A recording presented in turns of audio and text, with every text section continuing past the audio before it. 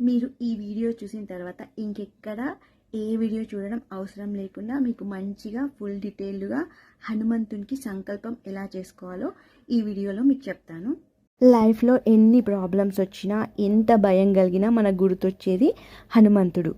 అట్లాంటి హనుమంతునికి ఎట్లా సంకల్పం చేయాలి, ఎట్లా పూజ చేయాలో తెలుసుకుందాం ఈ వీడియోలో. మనకు ఏదైనా తీరని కోరిక ఉన్నప్పుడు ఈ విధంగా సంకల్పం చేసుకోవాలి. 11 రోజులు 11 సార్లు పొద్దున లేవంగానే హనుమాన్ చాలీస చేయాలి.